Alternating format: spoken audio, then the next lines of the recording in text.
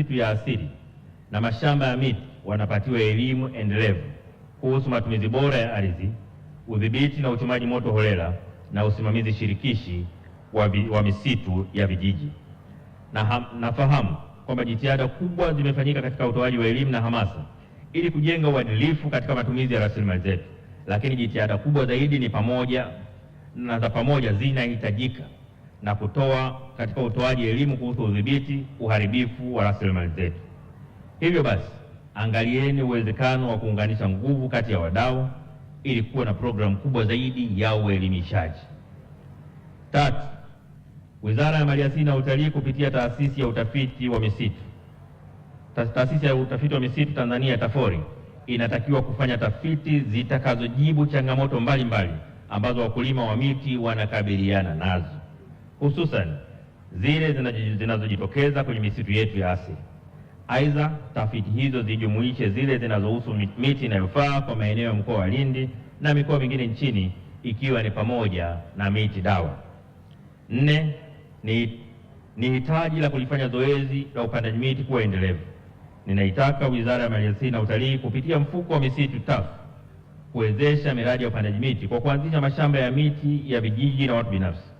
Aidha, nautaka Wakala wa Huduma za Misitu Tanzania TFS kuanzisha vitalu vya miche ya miti vya kutosha katika maeneo mbalimbali nchini, ikiwemo miti ya asili inayopandwa katika maeneo mbalimbali.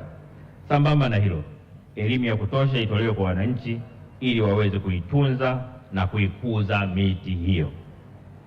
Waheshimiwa viongozi na ndugu wananchi, kwa kumalizia, na washukuru sana waandaaji wote mlioshiriki katika maadhimisho haya yaliyofana.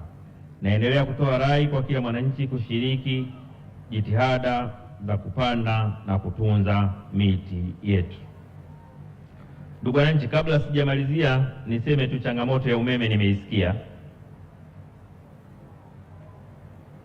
Mheshimiwa mbunge wa Lindi mjini ameisema vizuri.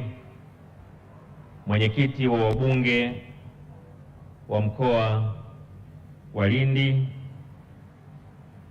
Mama Salma Kikwete ameisema vizuri.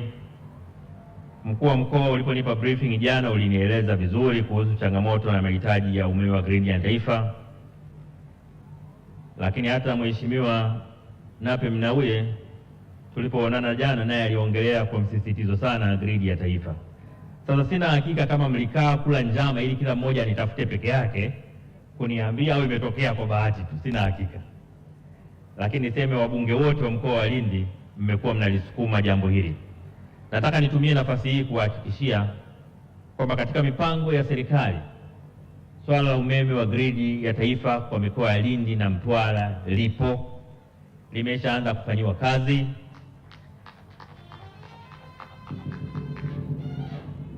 Na mkandarasi yupo wa kazi hiyo.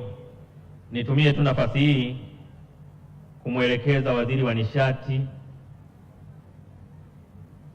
alisimamie jambo hili kwa nguvu zote, akijua kwamba wananchi wa Lindi na Mtwara ni jambo ambalo nalitaka kuliko kitu chochote, na Rais Samia aliliingiza kwenye ilani ya CCM ili kuhakikisha kwamba linatekelezwa.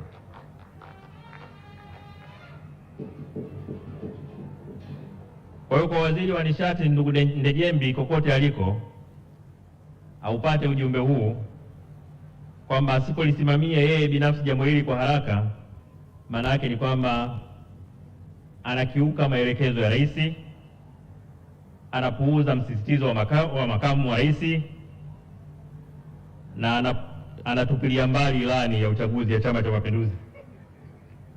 Kwa hiyo kwa maneno mengine, ni jambo ambalo hana hiari nalo. Nataka niwahakikishie wananchi wa Lindi kwamba jambo hili litasimamiwa kwa karibu. Na baada ya kuyasema hayo, nawatakia maadhimisho mema ya siku ya kimataifa ya misitu duniani na siku ya upandaji miti kitaifa mwaka 2026. Mungu ibariki Tanzania, Mungu ibariki Afrika. Asanteni sana kwa kunisikiliza.